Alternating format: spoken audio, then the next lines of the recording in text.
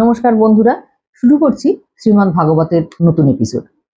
আজকের এপিসোডে আমরা দেখব যে ব্রহ্মা নারদকে ভগবানের লীলাসমূহ বর্ণনা করতে শুরু করেছিলেন, সেই সম্পর্কে আমরা জানব। এখন ভগবানের লীলা মানে সমস্ত লীলা বর্ণনা করা একেবারেই সম্ভব নয়, সেটা ব্রহ্মাও এই অধ্যায়ের শেষে নারদকে বলবেন। তো কেননা সেই যে আছে না যে হরি অনন্ত হরি কথা অনন্তা, তো ভগবান অনন্ত রূপে লীলা করেছেন। আপনার মধ্যেও তিনি আছেন, আমার মধ্যেও তিনি আছেন, পৃথিবীর যেখানে যেদিকে আপনি তাকাবেন সবকিছুর মধ্যেই ভগবান নিজে রয়েছেন। কাজেই সমস্ত কিছুই ভগবানের লীলা। এই সমস্ত লীলা বর্ণনা করা কারোর পক্ষেই সম্ভব নয়। তবুও কিছু কিছু লীলা সন্তরা আলোচনা করেন, বারবার ব্যাখ্যা করেন, সেই নিয়ে আলোচনা শুনতে আমাদের ভালো লাগে। সেই রকমই ব্রহ্মা কিছু কিছু মুখ্য লীলা সেগুলো নারদকে বর্ণনা করেছেন। সেই লীলা বর্ণনা করতে গিয়ে প্রথমেই তিনি বললেন যে ভগবানের বরাহ অবতারের কথা, কি অবতার নিয়ে তিনি এসেছেন, কি কি লীলা করেছেন, এরকম কিছু বর্ণনা করলেন।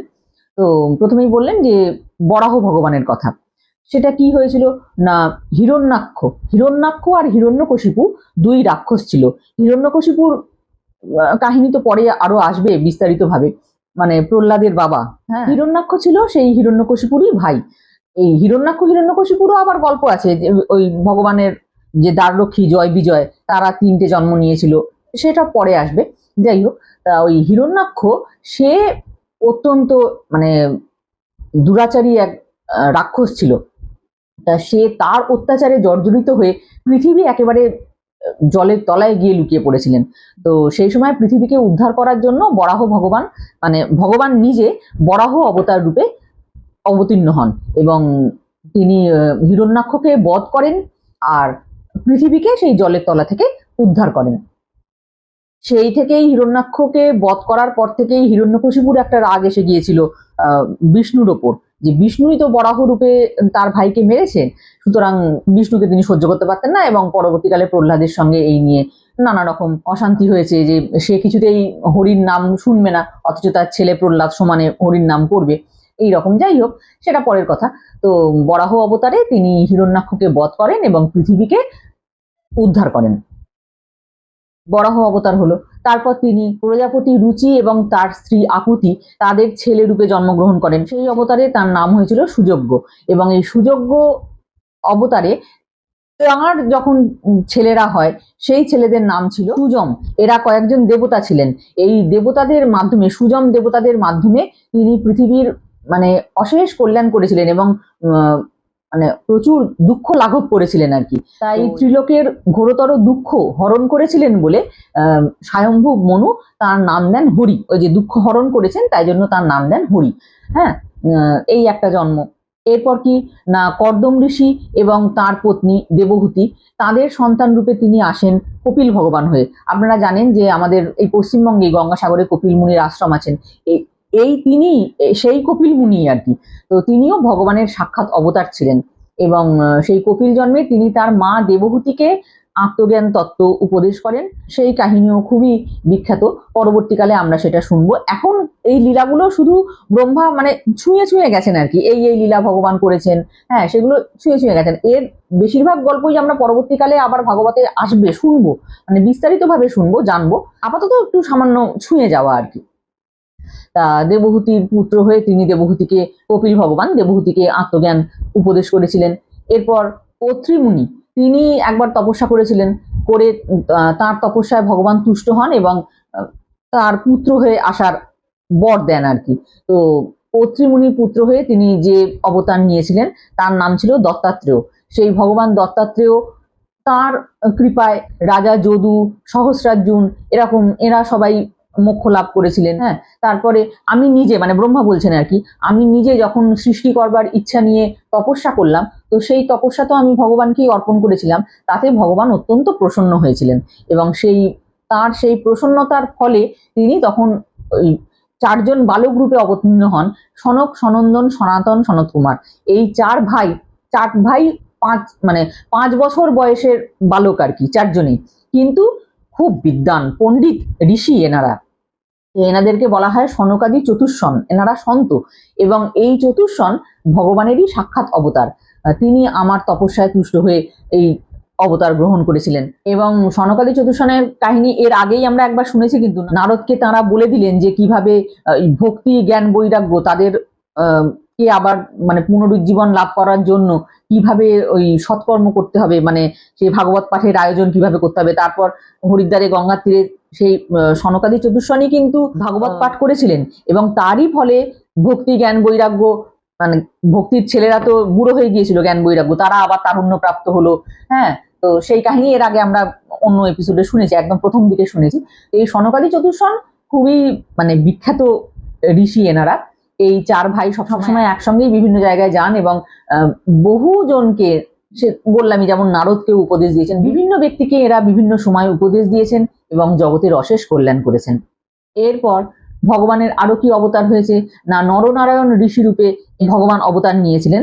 নর এবং নারায়ণ দুজন আলাদা আলাদা ঋষি, তো সেই রূপেও ভগবান অবতার নিয়েছিলেন এবং পৃথিবীর কল্যাণ করেছেন। এরা খুবই তেজস্বী ঋষি ছিলেন আর কি। তারপর ব্রহ্মা নারদকে ধ্রুবের গল্প বললেন, যে ধ্রুব একটি 5 বছরের শিশু ছিল, সে তার বাবার কোলে বসতে চেয়েছিল, কিন্তু তার বিমাতা তাকে বাবার কোলে বসতে দেয়নি। তার বাবা রাজা উত্তানপাদ তার কোলে বসতে দেননি। তো তখন সেই ধ্রুব বনে চলে গেল এবং তপস্যা করলো। সেই 5 বছরের শিশুকেও ভগবান কিন্তু এসে দর্শন দিয়েছিলেন। তিনি তার নিজের স্বরূপে মানে একদম নারায়ণ বেশেই এসে দর্শন দিয়েছিলেন। সেই ধ্রুবের কাহিনী বললেন, মানে ভগবানের লীলা হিসেবে সেই কাহিনী বললেন। তারপর রাজা বেন বলে একজন রাজা ছিল, সে খুবই দুরাচারী রাজা ছিল। তো সেই অত্যাচারী দুরাচারী রাজা মারা যাবার পরে তারই শরীর মন্থন করে পৃথু মহারাজের জন্ম হয়। বেনের শরীর থেকে উৎপন্ন হলেন বলে পৃথু মহারাজ তাহলে বেনের পুত্রই হলেন। হ্যাঁ, তা ওই পৃথু মহারাজ ইনিও অত্যন্ত প্রভাবশালী রাজা ছিলেন, আর ইনি স্বয়ং ভগবানের অবতার ছিলেন। আর ইনি কি করেছিলেন না, ওই সে সময় পৃথিবীকে দহন করে, অর্থাৎ যেমন গোদহন করা হয় আর কি, সেই রকম পৃথিবীকে গাভী রূপে আর কি দহন করে তার থেকে অন্ন, বিভিন্ন রত্ন ইত্যাদি আহরণ করেছিলেন। তো সেই পৃথু মহারাজের কথাও আমরা পরবর্তীকালে বিস্তারিতভাবে শুনবো। সমস্ত কাহিনী আমাদের পরবর্তীকালে, বেশিরভাগ কাহিনী পরবর্তীকালে ভাগবতে আছে, সেগুলো আমরা শুনবো। আপাতত এইটুকুই বলছি। পৃথু মহারাজ রূপে ভগবান অবতীর্ণ হন। তারপর তিনি ঋষভদেব রূপে অবতীর্ণ হয়েছিলেন এবং তিনি সমস্ত কিছুতে আসক্তি শূন্য ছিলেন এবং মানে জ্বরের মতন পড়ে থাকতেন, অথচ ভীষণ জ্ঞানী, সবসময় ভগবানের কথা চিন্তা করতেন। তিনি ওই পরমহংসবাদ বা অবধূত চর্যা সেই পথে আর কি নিজের জীবন কাটিয়েছেন আর কি। তো তিনিও ভগবানেরই অবতার ছিলেন, ঋষভদেব। এরপর তিনি হয়গ্রীব অবতার রূপে জন্মগ্রহণ করেন। হয়গ্রীব মানে মানে মুখটা ঘোড়ার মতন ছিল আর কি। এই হয়গ্রীব অবতার যিনি, তিনি মানে সর্বদেবময় এবং বেদময় ছিলেন। তার নিঃশ্বাসের সঙ্গে বেদ বাক্যগুলো সব মানে প্রকাশিত হয়েছিল। হ্যাঁ, তো এই হয়গ্রীব অবতার রূপে তিনি এসেছিলেন ভগবান। তারপর মৎস্য অবতারের কথা তিনি বললেন ব্রহ্মা, যে মৎস্য অবতার আপনারা হয়তো জানেন যে সেই একটা ছোট মাছ আস্তে আস্তে আস্তে আস্তে অনেক বড় হয়ে গেল। রাজা সত্যব্রত সেই মাছটিকে পেয়েছিলেন আর কি।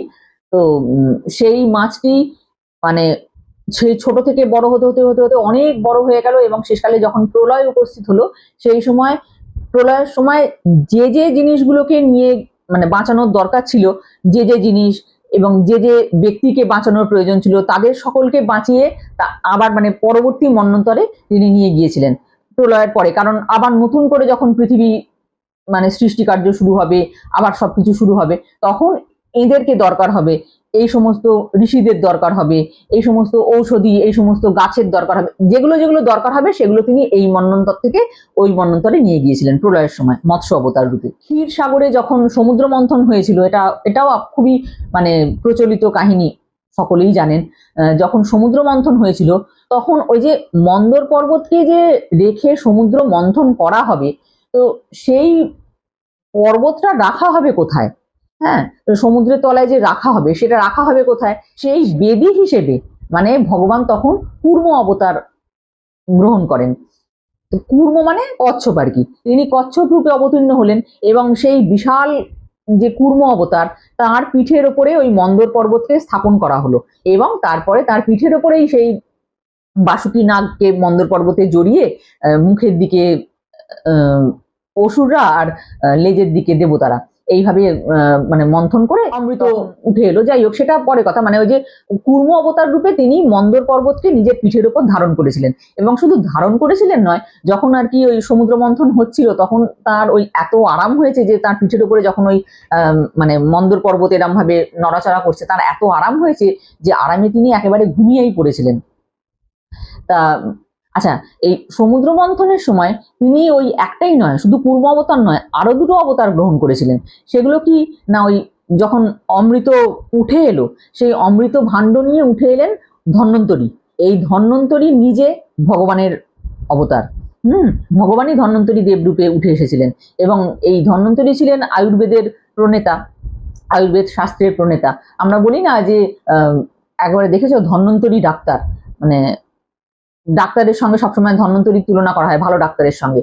তো ইনি সেই ধন্বন্তরী, ইনি ভগবানেরই অবতার ছিলেন। তিনি অমৃত ভাণ্ড নিয়ে উঠে এলেন, আর সেই অমৃত যখন ভাগ করা হবে দেবতাদের মধ্যে এবং অসুরদের মধ্যে, কারণ দু দলই তো মন্থন কার্যে অংশগ্রহণ করেছে, তাহলে দুজনকেই দিতে হবে। কিন্তু সবাই তো সবকিছুর যোগ্য নয়। এখন অমৃত যদি অসুরদের দিয়ে দেওয়া হয়, তো তাহলে তো তারা তো অমর হয়ে যাবেই, তার মানে তাদের এই অত্যাচার অনাচার সমস্ত কিছুই তো অমর হয়ে যাবে। তাহলে তো তারা একেবারে তারা জানবে যে আমাদের তো কেউ মারতে পারবে না, আমাদেরকে কেউ হারাতে পারবে না, মারতে পারবে না, আমরা অমর, তাহলে আমরা যা খুশি করব। তাদের অত্যাচার বেড়ে যাবে, পৃথিবীতে অনাচার বাড়বে, সবার দুঃখ কষ্ট বাড়বে, মানে একটা অরাজকতার সৃষ্টি হবে। সেটা তো হতে দেওয়া যায় না। সুতরাং তাদেরকে অমৃত দেওয়া চলবে না। তখন ভগবান একটা ছলনার মাধ্যমে তিনি মোহিনী রূপ ধারণ করেন। এইটাও হচ্ছে মোহিনী অবতারও হচ্ছে ওই মানে ভগবানেরই একটা রূপ আর কি। তিনি মোহিনী অবতার ধারণ করেন এবং দেবতাদেরকে অমৃত পান করান, আর অসুরদেরকে অমৃত পান করতে দেননি। তারপর একজন অসুর জানতে পেরে গেছিল, সে এসে আবার এই দেবতাদের শাড়ির মধ্যেই বসে পড়েছিল। তো সেই গল্প তো পরে, সেসব অন্য গল্প। তো এই মানে অমৃত মন্থনের সময়তেই ভগবানের তিনটে অবতার হলো। এক তো কুর্ম অবতার হয়ে পিঠের ওপরে ওই মন্দর পর্বত ধারণ করলেন, দুই হচ্ছে ধন্বন্তরী দেব রূপে তিনি অমৃত ভাণ্ড নিয়ে উঠে এলেন সমুদ্র থেকে, আর তিন হচ্ছে মোহিনী অবতার রূপে তিনি অমৃত বন্টন করলেন। আর হিরণ্যাক্ষকে বধ করার জন্য যে বললাম যে তিনি বরাহ অবতার ধারণ করেছিলেন, আবার হিরণ্যাক্ষের যে ভাই হিরণ্যকশিপু তাকে বধ করার জন্য তিনি নৃসিংহ অবতার ধারণ করেছিলেন।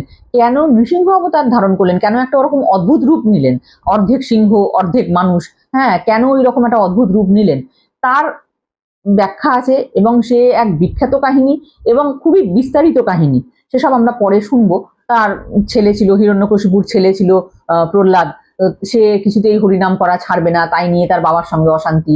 তখন একদিন সে রেগে গিয়ে মানে তাকে তো মারার অনেক চেষ্টা করলো হিরণ্যকশিপু, হাতির পায়ের তলায় ফেলে সমুদ্রে ফেলে দিল, পাহাড় থেকে নিচে ফেলে দিল, সে আগুন জ্বালিয়ে দিল, সে কিছুতেই প্রহ্লাদকে মারতে পারলো না। যতবারই মারতে যায় হরি কিছু না কিছু ভাবে, মানে প্রহ্লাদের আরাধ্য তো হরি মানে নারায়ণ, নারায়ণ কোনো না কোনো ভাবে তার ভক্তকে বাঁচিয়ে নিচ্ছেন। আর হিরণ্যকশিপুরও রাগ বাড়ছে যে কিছুতেই সে তো সফল হচ্ছে না, নিজেরই ছেলেকে সে মারার জন্য কি চেষ্টাটাই না করেছে। যাই হোক, শেষ পর্যন্ত যখন মানে সে বললো যে কোথায় তোর হরি, তখন প্রহ্লাদ বললো যে হ্যাঁ সবকিছুর কোথায় নয়, সব জায়গাতেই তো হরি আছেন, এই থামের মধ্যে আছে। হিরণ্যকশিপু জিজ্ঞেস করলো, প্রহ্লাদ বললো হ্যাঁ থামের মধ্যেও আছেন। সঙ্গে সঙ্গে সে যেই থামে আঘাত করলো, সঙ্গে সঙ্গে সেই থাম ভেঙে নৃসিংহ অবতার রূপে ভগবান বেরিয়ে এলেন এবং হিরণ্যকশিপুকে একদম সেই তার নখ দিয়ে তার পেট চিরে তাকে হত্যা করলেন। তো সেই কাহিনীও আমরা পরে শুনবো আবার, এখন সামান্য একটু বললাম। তা সেই হিরণ্যকশিপুকে বধ করার জন্য তিনি নৃসিংহ অবতার ধারণ করেন। এছাড়া আরো কি লীলা, যেমন গজেন্দ্র মানে একটি হাতি ছিল, সে একটা সরোবরে তার পাটা কুমিরে চেপে ধরেছিল। সেই কুমিরকে যখন সে কিছুতেই ছাড়াতে পারছে না, তখন গজেন্দ্র ভগবানের স্তুতি করলো এবং তার সুরে করে একটা পদ্মফুল নিয়ে তার উদ্দেশ্যে নিবেদন করতে ভগবান এত সন্তুষ্ট হয়ে গেলেন যে তিনি একেবারে গরুরের পিঠে চেপে তিনি স্বয়ং সেখানে চলে এলেন এবং তার সুদর্শন চক্রের দ্বারা সেই কুমিরের মাথাটা কেটে দিলেন আর কি, এবং গজেন্দ্রকে সেখান থেকে উদ্ধার করলেন। এটা হচ্ছে গজেন্দ্র মোক্ষণ লীলা। এটা ভাগবতের একটা অত্যন্ত বিখ্যাত প্রসঙ্গ এবং খুবই সুন্দর প্রসঙ্গ, পরবর্তীকালে আমরা শুনবো। এটা ভগবানের একটা লীলা। এরপর বামন অবতার। বামন অবতার এই কাহিনীও আপনারা অনেকেই জানেন। অদিতির সব থেকে ছোট ছেলে হিসেবে তিনি জন্মগ্রহণ করেন এবং বামন অবতার আর কি। তো বামন মানে ছোট, দেখতে ছোটখাটো একদম। সেই অবতার নেওয়ার কি কারণ ছিল না, সে সময় দৈত্যরাজ বলিকে দমন করবার প্রয়োজন ছিল। বলি ধার্মিক রাজা ছিল, সে ভগবানের প্রতি যথেষ্ট শ্রদ্ধাশীল, নিয়মিত পুজো অর্চনা করতো সবই, কিন্তু সেই সময় তাকে দমন করার কিছু প্রয়োজন পড়েছিল। সে বলি হচ্ছে প্রহ্লাদের নাতি। তো যাই হোক, এবার বলিকে দমন করার জন্য ভগবানকে কিছু ছলনা করতে হয়েছিল। তিনি বামন রূপে বলির কাছে গেলেন এবং বলি বিরাট বড় দাতা ছিলেন, যে যা চাইতো তিনি তাকে ফেরাতেন না, দিতেন। এবার সেই বামন অবতার যখন গেছেন, গিয়ে বলছেন যে বলি বলছেন যে তোমার কি চাই বলো। তো সে বলছে আমার বেশি কিছু চাই না, আমাকে শুধু 3 পা পরিমিত জমি দাও। বামন একটা বাচ্চা ছেলে, সে বলছে আমার 3 পা জমি চাই। সে কতটুকুনি জমি, কিছুই তো না। তো বলি রাজা বললেন শুধু 3 পা জমি তোমার চাই? তোমাকে আমি গ্রামের পর গ্রাম তোমাকে আমি দান করতে পারি, একটা গোটা রাজ্য দিয়ে দিতে পারি, অনেক কিছু তোমাকে দিতে পারি, তুমি শুধু 3 পা জমি চাইছো? বলো না আমার শুধু 3 পা জমিই চাই। তো বলি বললেন ঠিক আছে 3 পা জমি। তো সেই সময় কিন্তু বলির যে গুরু শুক্রাচার্য, তিনি বুঝতে পেরেছিলেন যে ভগবানই তো অবতার হয়ে এসেছেন, তিনি বাধা দিয়েছিলেন, কিন্তু বলি সে সময় শোনেননি সে কথা। তিনি দান করবেন বলেছেন, দান করে দিয়েছেন। যাকে সেটা একটা খুব সুন্দর কাহিনী, আমরা সেটা পরে খুব ভালোভাবে শুনবো। এখন একটু বলছি আর কি, মানে প্রসঙ্গটা উঠলো বলে এখন মানে বলতে ইচ্ছে করছে একটু, তাই বলছি।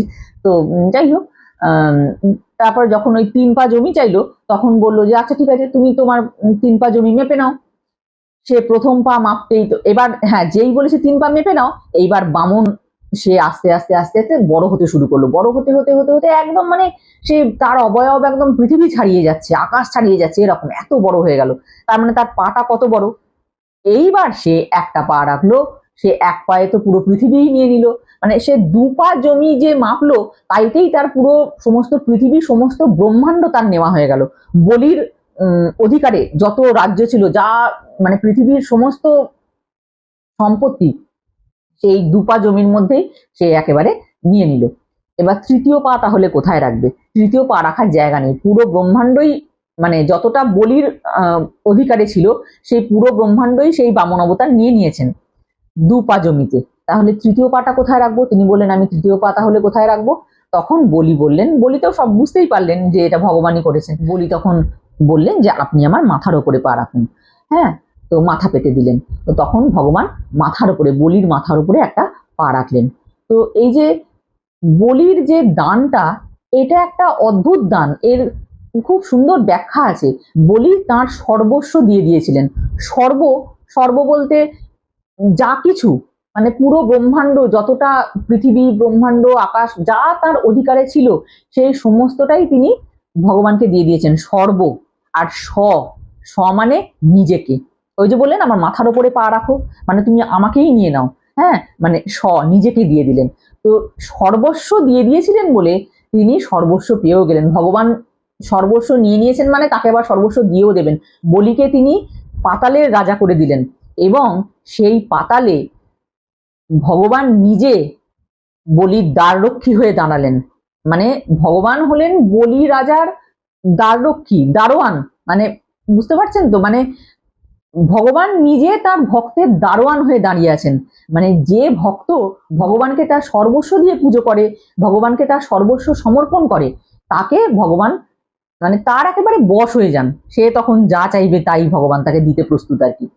তো এইটা একটা শিক্ষাও, বলিকে দমন করার প্রয়োজন ছিল বলে একটা ছলনা তিনি করেছিলেন, কিন্তু এই কাহিনীর মাধ্যমে এই শিক্ষাও তিনি দিয়েছেন যে তুমি যদি আমাকে সব দাও, আমি একেবারে তোমার বশ হয়ে যাব। এটাও কিন্তু ভগবান একটা ইঙ্গিত দিয়েছেন তার ভক্তদের উদ্দেশ্যে। এছাড়াও এটাতে তিনি আর একটা ব্যাপারও বোঝাতে চেয়েছেন যে বলি তো ধার্মিক রাজা ছিল, সে তো ধর্মপথেই চলতো, কিন্তু সেই সময় তাকে কোনো কারণে দমন করার প্রয়োজন হয়েছিল। তা কোনো ধার্মিক ব্যক্তিকে যদি মানে পরাজিত করতে হয়, সেটা কিন্তু খুব সহজে হয় না। সেটা ওই মানে তার থেকে সেটা প্রার্থনা করেই নিতে হয়, তার থেকে চেয়ে নিতে হয় বা ভিক্ষা চাইতে হয়। এই যে বললেন যে তুমি আমাকে 3 পা জমি দাও, এটা চেয়ে নিতে হলো, দানটা চাইতে হলো। তো সে নিজে না দিলে কিন্তু, মানে সে নিজে যদি পরাজিত না হয়, তাকে পরাজিত করা অত সহজ নয়। মানে যিনি ভক্ত, যিনি ধর্মপথে আছেন, তাকে অত সহজে পরাজিত করা যায় না, তার থেকেই প্রার্থনা করে নিতে হয়। এইটাও ভগবান এই অবতারে একটা শিক্ষা দিতে চেয়েছিলেন। আসলে বলির কাহিনী খুবই সুন্দর একটি কাহিনী, তাই কিছুটা মানে না বলে থাকতে পারলাম না, সামান্য একটু বললাম। এরপরেও আমরা আবার বলির কাহিনী শুনবো। এরকম বিভিন্ন অবতারের বর্ণনা হচ্ছে। তো তারপরে তিনি আরো বললেন যে মানে ব্রহ্মা নারদকে তো পরপর গল্পগুলো বলে যাচ্ছেন আর কি, মানে বিভিন্ন লীলাগুলো বলে যাচ্ছেন যে ভগবানের এই এই লীলা। তারপরে তিনি বললেন যে আর নারদ, হংস অবতারে ভগবান নিজে তোমাকে তোমার প্রেম ভক্তিতে মানে অত্যন্ত সন্তুষ্ট হয়ে তিনি নিজেই তোমাকে ভাগবত ধর্মের উপদেশ করেছিলেন। হ্যাঁ, সেটাও হংস অবতারও ভগবানেরই অবতার, সেটাও বললেন। যখন ক্ষত্রিয়দের অত্যাচার অত্যন্ত বেড়ে গিয়েছিল সেই সময় ভগবান পরশুরাম অবতার রূপে মানে 21 বার পৃথিবীকে ক্ষত্রিয় শূন্য করে দেন। তিনি খুবই ক্রোধী ছিলেন এবং তার পরশু বা কুঠারের দ্বারা তিনি 21 বার এই পৃথিবীকে ক্ষত্রিয় শূন্য করে দিয়েছিলেন। সেই পরশুরামও ভগবানেরই অবতার ছিলেন। তারপরে তিনি রাম অবতার হয়ে এলেন। রাম তো মানে ভগবান শ্রী রামচন্দ্র। হ্যাঁ, তো তিনি একেবারে মর্যাদা পুরুষোত্তম। তার কাহিনী এই ছোট পরিসরে কি বলবো, মানে তার কাহিনী নিয়ে তো পুরো রামায়ণই রচনা হয়ে গেছে।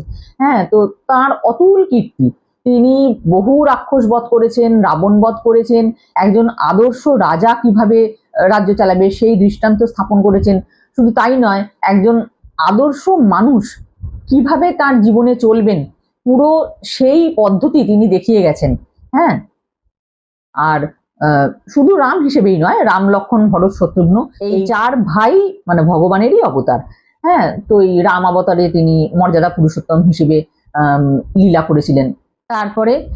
তারপর তিনি বলছেন যে এরপর ভগবান কৃষ্ণ এবং বলরাম 2 ভাই রূপে অবতীর্ণ হবেন এবং নানাবিধ লীলা করবেন। তখনও কৃষ্ণের জন্ম হয়নি, কৃষ্ণের যুগ তখনও শুরু হয়নি, রাম পর্যন্ত হয়ে গেছে। এই পর্যন্ত বললেন ব্রহ্মা নারদকে এবং বললেন যে এরপর ভগবান কৃষ্ণ এবং বলরাম এই 2 ভাই রূপে অবতীর্ণ হবেন এবং নানাবিধ লীলা করবেন বলে লীলাগুলো সামান্য সামান্য করে ছুঁয়ে গেলেন, যেমন কালীয় মর্দন, এই পুতনা বধ, কংস বধ, হ্যাঁ, তারপর গোপীদের কথা, এরকম বিভিন্ন কাহিনী। ওই যশোদার দড়ি দিয়ে কৃষ্ণকে বাঁধবার চেষ্টা, মাখন চুরি করার লীলা, মানে এরকম নানা লীলা বললেন যে তিনি এবার কৃষ্ণ বলরাম রূপে জন্ম নেবেন এবং পৃথিবীতে বহুবিধ লীলা করবেন, মানুষের অশেষ কল্যাণ করবেন, এরকম বললেন।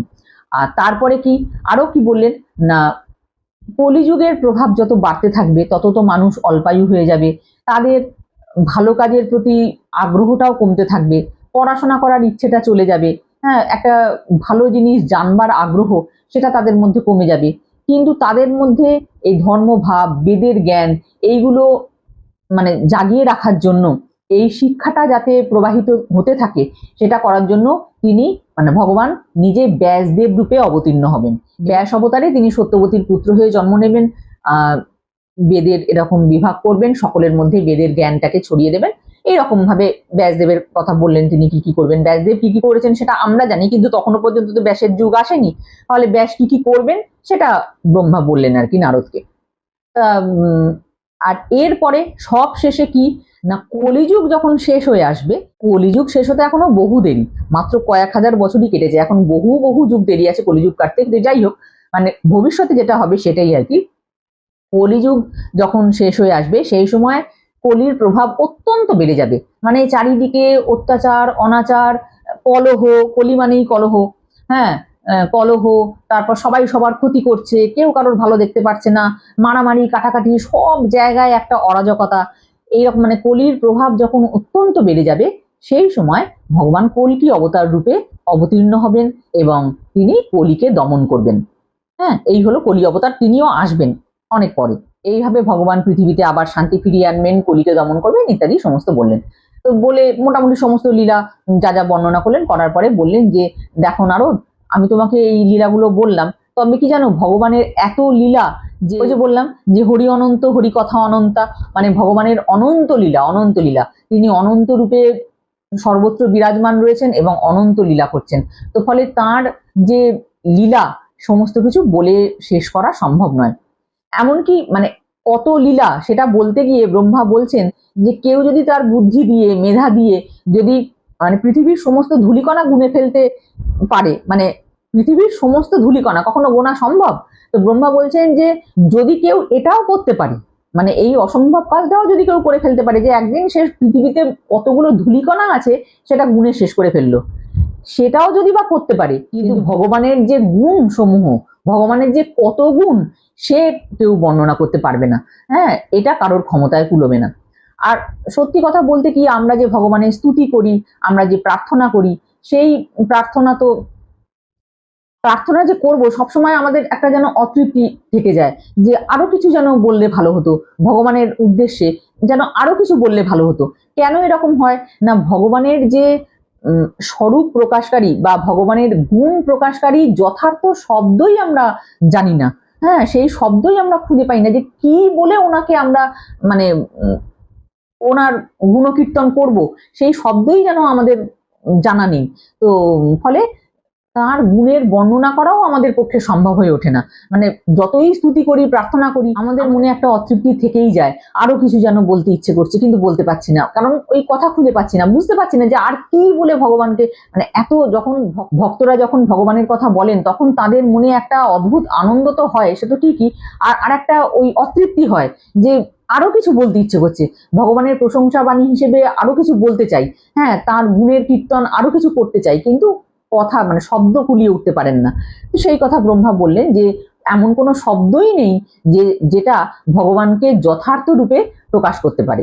আর কি না, এই ভগবান নিজে হলেন মায়াধীশ, আর তিনি যে মায়াজাল বিছিয়ে রেখেছেন, সেই মায়া বা যোগমায়ার প্রভাবে আমরা সকলে মোহিত হয়ে রয়েছি। হ্যাঁ, তো এই মায়াকে অতিক্রম করা অত্যন্ত, মানে মায়া হচ্ছে দূরতিক্রম্য, একে অতিক্রম করা অত্যন্ত দুরূহ কাজ। এটা কিন্তু কেউই নিজে থেকে করতে পারে না, করতে একমাত্র সেই পারে যাকে ভগবান নিজে কৃপা করেন। আমাদের যত সাধন ভজন পূজা অর্চনা সবই তো তাকে প্রসন্ন করার জন্য। তিনি যদি আমাদের প্রতি পুজো করলেই যে তিনি প্রসন্ন হবেন তা নয়, তিনি কখন প্রসন্ন হবেন সে তিনিই জানেন। ভগবান যদি আমাদের প্রতি প্রসন্ন হন কখনো, তিনি যদি কৃপা করেন, তাহলেই একমাত্র আমরা এই মায়ার স্বরূপ হয়তো বুঝতে পারবো। যেমন তাঁরই আশীর্বাদে আমি, মানে ব্রহ্মা বলছেন, আমি, নারদ, তুমি, ভগবান শঙ্কর এবং ভগবানের বেশ কিছু মানে সিলেক্টেড ভক্ত, যেমন ধ্রুব, প্রহ্লাদ, তারপর রাজা অম্বরীশ, তারপরে উদ্ধব, হ্যাঁ, এরা সবাই মানে ভগবানের মায়াকে বুঝতে পেরেছিলেন এবং ভগবানের স্বরূপও কিছুটা জানতে পেরেছিলেন। কেন না, ভগবান নিজেই কৃপা করে, এরা ভাগ্যবান ছিলেন, ভগবান নিজেই কৃপা করে এদেরকে সেটা জানতে বা বুঝতে দিয়েছেন। মানে ভগবানের কৃপাতেই তারা এই মায়ার স্বরূপ জানতে পেরেছেন বা ভগবানের স্বরূপও বুঝতে পেরেছেন কিছুটা। আর ভগবানের কৃপা কার ওপর হবে, তিনি যদি কোনো কীট পতঙ্গকেও কৃপা করেন, সেও সেই মায়া থেকে বেরিয়ে আসতে পারে, মানে সেও তখন মায়ার স্বরূপ জেনে যেতে পারে। হ্যাঁ, তো তার কৃপা এইরকমই, যখন যাকে তিনি কৃপা করবেন সে এই মায়া থেকে বেরিয়ে আসতে পারবে। যারা গুরুমুখে পরম তত্ত্ব শ্রবণ করে তারাও এই মায়াকে অতিক্রম করতে পারে, কারণ গুরু তো নিজেই স্বয়ং ভগবান, ভগবানই গুরু রূপে আসেন এবং পরম তত্ত্বের উপদেশ করেন। যারা সেই পরম তত্ত্ব শ্রবণ করে তারাও সেই মায়াকে অতিক্রম করতে সমর্থ হয়। এইভাবে সবকিছু বলার পরে ব্রহ্মা বললেন যে দেখো নারদ, আমার নিজের ক্ষমতায় যেটুকু সম্ভব হলো আমি তোমাকে ভগবানের লীলা এবং অবতারের কথা বলবার চেষ্টা করলাম। হ্যাঁ, তো ভগবান নিজেই আমাকে যে বিভূতির উপদেশ করেছিলেন সেটাই আমি তোমাকে বললাম, এবং সেই মানে ভগবানের বিভূতিরই বর্ণনা যেখানে রয়েছে সেটাই হচ্ছে এই শ্রীমদ্ ভাগবত। তো এই বিভূতির প্রচার, এই শ্রীমদ্ ভাগবতের প্রচার তুমি সকলের মধ্যে করার চেষ্টা করো, তোমার সাধ্যমতো তুমি সবার মধ্যে এই পরম ভাগবত শাস্ত্র তুমি সকলের মধ্যে প্রচার করবার যতটা সম্ভব চেষ্টা করো। যিনি নিজে এই ভগবানের অচিন্ত শক্তি যে মায়া তার বর্ণনা করেন এবং বা কাউকে দিয়ে বর্ণনা করান, আর যিনি পরম শ্রদ্ধা সহকারে সেই বর্ণনা শোনেন, মানে যিনি বলছেন এবং যিনি শুনছেন, এই উভয় পক্ষেরই মন কখনো মায়া দ্বারা মোহিত হয় না। তো এই পর্যন্তই লীলা এবং অবতারের বর্ণনা করলেন ব্রহ্মা নারদকে। তো এরপরে আমরা আবার এর পরবর্তী অধ্যায়ে আমরা আবার ফিরে যাব সেই পরীক্ষিতের প্রশ্ন, যে পরীক্ষিত যে সুখদেবকে প্রশ্ন করছিলেন সেই প্রসঙ্গে আবার ফিরে যাব। আজকের এপিসোড অনেকটা বড় হয়েই গেছে, আজকে আর বড় করলাম না। পরবর্তী এপিসোড নিয়ে খুব শিগগির আবার সবার সঙ্গে দেখা হবে। সকলে ভালো থাকবেন, নমস্কার।